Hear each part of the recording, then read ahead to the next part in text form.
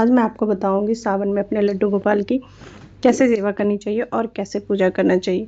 तो यहाँ मेरे लड्डू गोपाल सो रहे थे, तो उनको हमने उठाया और मेरे पास फ़िलहाल अभी 2 लड्डू गोपाल है, यानी एक मेरा और एक मेरी देवरानी का है। तो ये मेरे पास कुछ दिन के लिए स्टे करने के लिए आए हैं, अदरवाइज़ ये अपने घर चले जाएंगे। तो यहाँ मैं सुबह-सुबह उठ कर के नहा धो कर के पंचामृत बनाया था। पंचामृत में आपका दूध, दही, गंगा जल, शहद और घी होता है। और फिर उसमें डालती हूँ थोड़ी सी तुलसी पत्ता और इन सब को डाल करके ठाकुर जी को अच्छे से इनको मैं इनके ऊपर चढ़ा देती हूँ। चढ़ाने के बाद इनको अच्छे से हाथ से मल दीजिए और फिर इन्हें गंगा जल, या आपके पास नॉर्मल जल है तो नॉर्मल जल से, तो मैं नॉर्मल जल और गंगा जल दोनों से नहलाती हूँ। तो पहले मैं इनको अच्छे से नॉर्मल जल से वॉश कर लूँगी, उसके बाद फिर मैं इन्हें गंगा जल से नहलाऊँगी। तो ये जो आप पंचामृत से नहलाओगे तो एक तो आपकी जो ये मूर्ति हैं यानी विग्रह हैं, ये आपके ऑलवेज़ चमके हुए रहेंगे, यानी ऑलवेज़ आपके विग्रह जो है देखने में बहुत ही सुंदर और खूबसूरत लगेंगे। तो कई लोगों का मूर्ति बहुत पुराना हो जाता है, तो उनको ये लगता है कि चलो इनको चेंज करके दूसरी ले आते हैं। तो गाइज़ आप उन्हें दही से, गुड़ से, घी से या शहद से, इन चीज़ों से मालिश करेंगे तो आपके सालों साल ये मूर्ति जो है ये ऐसे ही रहती हैं, ये कभी भी काली नहीं पड़ेंगी। और मैं कोशिश करती हूँ कि एकादशी के दिन या 15 दिन या हफ्ते में इस तरह से पंचामृत का जल बना करके और फिर ठाकुर जी के अभिषेक करूँ। तो सावन क्योंकि स्टार्ट हो रहा था, तो मैंने इनको सबसे पहले इस तरह से मालिश किया था और मालिश करने के बाद फिर मैंने इन्हें अच्छे से नहलाया और फिर इनको सुंदर से वस्त्र पहनाए हैं। तो मेरी इस वीडियोस में आप बने रहिएगा गाइस। अगर आपको मेरी ये वीडियोस अच्छी लगे तो प्लीज़ मेरी वीडियोस को लाइक कीजिएगा, मेरे चैनल को सब्सक्राइब कीजिएगा और इस वीडियो को और लोगों तक ज़रूर शेयर कीजिएगा जो भी लड्डू गोपाल को सेवा करते हैं और जिनके विग्रह काले पड़ गए हैं और वो साफ़ नहीं होते हैं। तो आप उनको एक तरह से इस तरह से करते-करते उनकी पॉलिश हो जाती है, मसाज भी हो जाता है। तो जिस तरह से हम अपनी केयर करते हैं, अपनी देखभाल करते हैं, वैसे ही अपने घर में स्थापित विग्रह यानी लड्डू गोपाल या और भी जिन भगवानों की आप सेवा करते हैं, उनकी मूर्तियों को इस तरह से पंचामृत से कभी-कभी नहलाया कीजिए, क्लीन किया कीजिए। तो देखने में बहुत सुंदर, क्योंकि मेरे घर में जो भी आते हैं वो यही कहते हैं कि तुम्हारे लड्डू गोपाल बहुत सुंदर लगते हैं और बिल्कुल ही ऐसा लगता है जैसे आज ही लेके आई हो। तो मैंने कभी भी उनको ऐसे ही नहीं कि मतलब मूर्ति की तरह पूजा है, मैंने उन्हें अपने घर के सदस्य की तरह रखा है और ऑलवेज उसी तरह से मैं पूजा करती हूँ। तो ये देखो, जैसे ही मैंने दही और दूध से मालिश किया तो इनकी शाइनिंग आप अभी देखो और जब मैंने वीडियो स्टार्ट किया था तब देखना, तो दोनों में आपको फ़र्क अपने आप नज़र आएगा। तो यहाँ इन सब चीज़ों को करने के बाद मैंने ठाकुर जी को बहुत ही खूबसूरत से ड्रेस पहनाया और उनको भोग लगाया। तो वीडियोज़ में आप कंटिन्यूस बने रहिएगा और प्लीज़ प्लीज़ प्लीज़ वीडियो को लाइक ज़रूर करना और चैनल को सब्सक्राइब करते हुए जाना। तो यहाँ मैं इनको नहलाने के बाद गाइस अच्छे से टॉवल से क्लीन की हूँ। टॉवल से क्लीन करने के बाद पहले मैंने बड़े वाले लड्डू गोपाल को अच्छे से तैयार किया, क्योंकि ये बड़े हैं। तो इनको मैंने अच्छे से बिठा करके आराम से इनको मैंने पहले इत्र लगाया। इत्र आप गर्मी है तो रोज़ का यानी कि गुलाब का इत्र लगा सकते हो, चमेली का इत्र लगा सकते हो, खस का इत्र आता है उसको लगा सकते हो। बहुत सारे इत्र आते हैं जो गर्मियों के में ठंडक देता है ठाकुर जी को। तो एक बात हमेशा याद रखिएगा कि गर्मियों में ऑलवेज़ जो इत्र ठंडे होते हैं उसकी मालिश होती है और सर्दियों में इनको केसर के इत्र से मालिश होती है। तो इस तरह से मैंने उनको आज अच्छे से तैयार किया था और तैयार करने के बाद फिर मैं उनके लिए भोग प्रसाद बनाई। तो यहाँ मैं अपने बड़े वाले लड्डू को पहले तैयार कर ली और फिर छोटे वाले लड्डू गोपाल जी को तैयार कर चुकी हूँ। तो चलो आप आगे इसी तरह से देखते रहिएगा।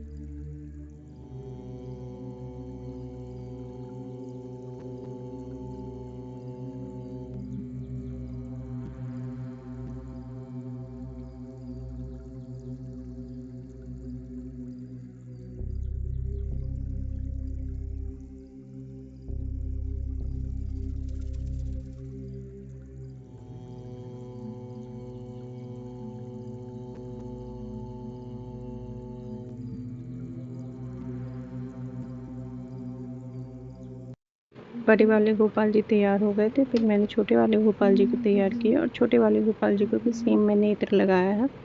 और दोनों के कपड़े थोड़े से कॉम्बिनेशन डिफरेंट थे, बट मैंने कोशिश किया कि दोनों को सेम कपड़े पहनाओ, मतलब कलर कुछ जो कलर है वो प्रिंट है वो मैच करता हुआ सा रहे। तो इस तरह से फिर मैंने अपने छोटे अकॉर्डिंग लड्डू गोपाल मुझे कभी कभी मॉर्निंग में इनको जैसे लड्डू गोपाल को तैयार करने फल के चल रहा है, बाद आम, फिर मैंने केले, ठाकुर जी के तो लिए मेरे पास जो भोग भी बनाया, फ्रूट्स भोग अवेलेबल होता है प्रसाद तो में। मैं कोशिश करती हूँ तो कि सुबह भोग प्रसाद उनको आम या दूध, जिस चीज़ का भी हो सके मैं उनको सबसे पहले भोग लगाती हूँ और उसके बाद फिर मैं उनको अनाज का भोग लगाती हूँ। तो मेरे घर में जो खाना बनता है वो बनता है बिना लहसुन प्याज का, तो ऑलवेज ठाकुर जी को बिना लहसुन प्याज का भोग लगता है। अगर आप इतने सारी विधि से नहीं लड्डू गोपाल की सेवा कर सकते तो फल फ्रूट्स दूध ये सारे सभी के घरों में होता है, तो कम से कम आप ठाकुर जी को दूध का भोग दे सकते हो और फल का भोग दे सकते हो। कॉमनली फल और केला एक ऐसा कॉमन आइटम है जो हर किसी के घर में आपको अवेलेबल मिलेगा। तो आपकी जितनी श्रद्धा हो, जैसी श्रद्धा भक्ति हो, उस हिसाब से आप इनकी भक्ति और इनकी सेवा कर सकते हैं। तो ये मेरा सावन का रूटीन रहता है, बट ये वीडियोस मैंने सावन आने से पहले बना चुकी थी, तब तक मेरे पास ये ठाकुर जी थे। अब ये ठाकुर जी अपने घर चले गए हैं, तो उनकी सेवा जो है बड़े वाले ठाकुर जी मेरे देवरानी के हैं, तो अब वो अपने घर में सावन का पूरा सेवा उनसे करवा रही हैं।